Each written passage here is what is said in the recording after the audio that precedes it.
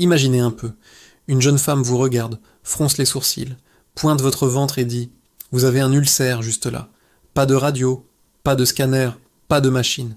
Juste ses yeux. » Cette histoire, c'est celle de Natasha Demkina, une jeune femme russe qui a stupéfié des médecins et des scientifiques du monde entier en prétendant pouvoir voir à travers le corps humain.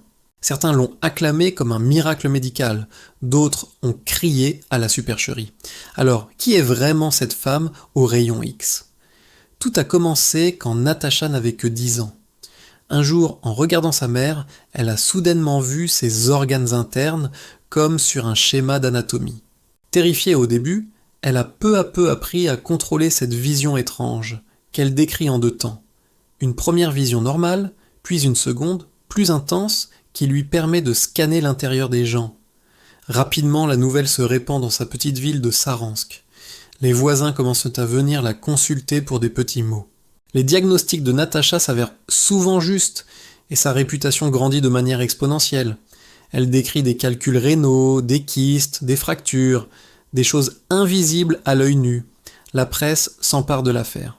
Bientôt, Natasha n'est plus un simple phénomène local, mais une célébrité nationale, puis internationale.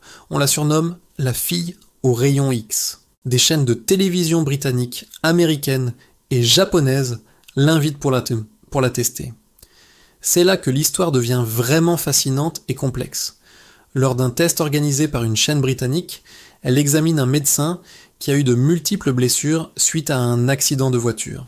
Sous contrôle, elle décrit avec une précision déconcertante plusieurs de ses fractures et problèmes internes.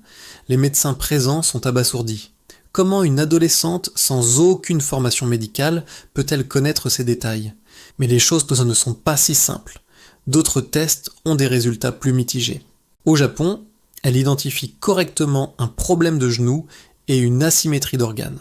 Mais elle rate complètement le cas d'une personne ayant une prothèse artificielle. Le test le plus célèbre et le plus controversé a lieu à New York, organisé par le Comité pour l'investigation sceptique. Le protocole est strict. Natasha doit associer 7 volontaires à leurs 6 pathologies respectives, le 7e étant en parfaite santé. Pour que le test soit considéré comme un succès, elle doit obtenir au moins 5 bonnes réponses, elle n'en obtient que 4. Pour les sceptiques, c'est la preuve irréfutable que son don n'existe pas. Il conclut qu'elle est juste très observatrice et qu'elle fait de la lecture à froid en interprétant des indices subtils sur les gens. Pourtant, 4 bonnes réponses sur 7, c'est statistiquement bien au-dessus du hasard. Comment expliquer ça ? Les partisans de Natasha avancent une autre théorie. Elle ne verrait pas littéralement comme une machine à rayon X. Son don serait une forme extrême d'empathie ou de sensibilité. Elle capterait les micro-signaux que le corps émet lorsqu'il est malade, de légères variations de température, des champs électromagnétiques subtils, des vibrations, des informations invisibles et indétectables pour la plupart d'entre nous, mais qu'elle pourrait interpréter comme des images. Cela expliquerait pourquoi elle réussit sur certaines pathologies organiques, comme un ulcère qui génère une inflammation, mais échoue sur des objets inertes comme une plaque de métal dans un crâne qui n'émet aucun signal biologique. Aujourd'hui, Natasha Demkina a poursuivi des études de médecine. Elle continue d'utiliser sa capacité dans un centre de diagnostic spécial à Moscou, loin du cirque médiatique.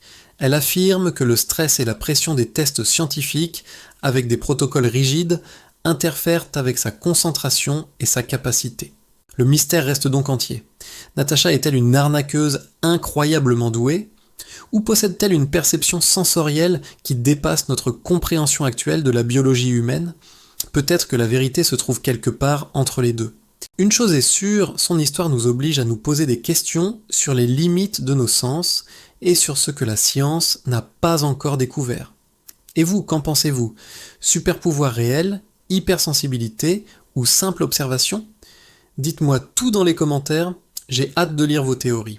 Si cette histoire vous a intrigué, n'oubliez pas de laisser un pouce bleu et de vous abonner pour ne pas manquer d'autres mystères fascinants.